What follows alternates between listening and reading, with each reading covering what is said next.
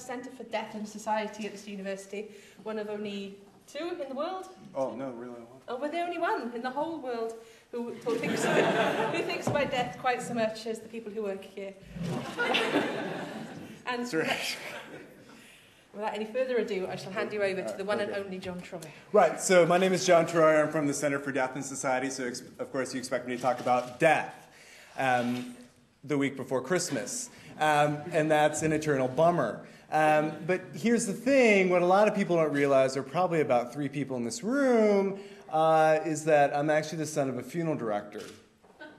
Which of course you're all thinking, oh, that makes sense now, I get it. And it was pretty routine when I was growing up that we would actually have to wait to open Christmas presents because someone had died and my dad had to go get the body. Now, not Santa Claus, of course. Caroline, your kids are here. It's a joke. But I decided to look into Christmas disasters. I went into Google, typed Christmas disasters to see what I get. Now, this is not a Christmas disaster. This is a photo of me at age 17, just to show you what a disaster I was as a teenager.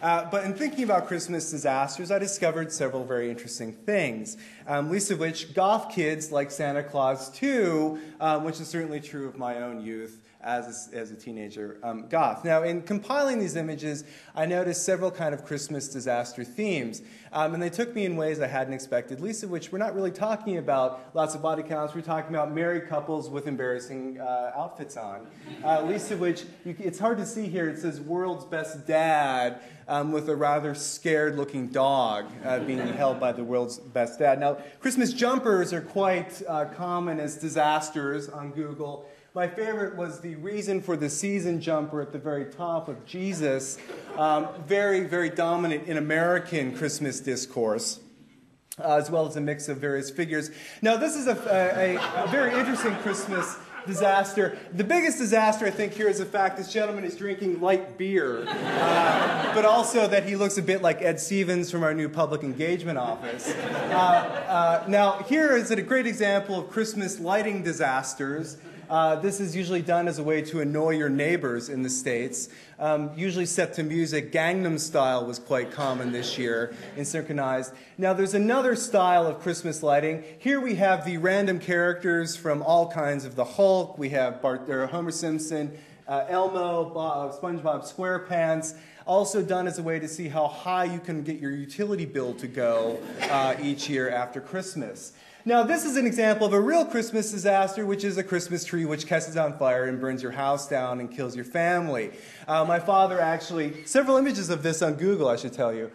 People are quite keen on this. My father actually did have funerals from this, very sad, very tragic. I don't know what this was, but it was a Christmas disaster of its own, which is Santa Claus becoming its own Christmas disaster. Probably the guy that sets your Christmas tree on fire. Also then leading to other kinds of Santa Claus Christmas disasters.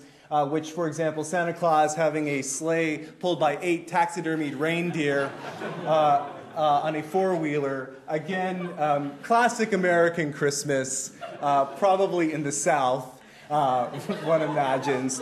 Or Santa Claus being arrested by an American police officer.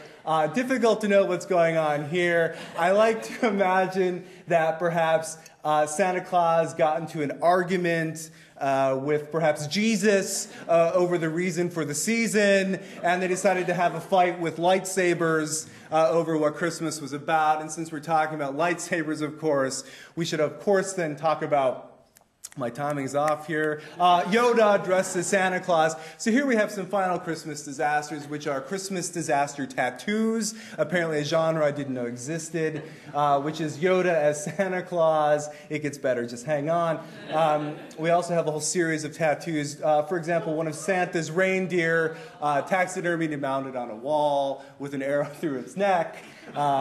Again, you can't make these things up if you wanted to. Really, the best tattoo we were able to find, or I was able to find if it was a Christmas, was Will Ferrell as Elf. A tattoo that would cost you thousands and thousands and thousands of dollars to, in fact, get. Why you would do it, I don't know. But so because of all these Christmas disasters, I could only come to one conclusion, which is important to arm your Aryan-looking American family with guns, to protect your Christmas tree in the event Santa Claus or anyone else tries to invade your home.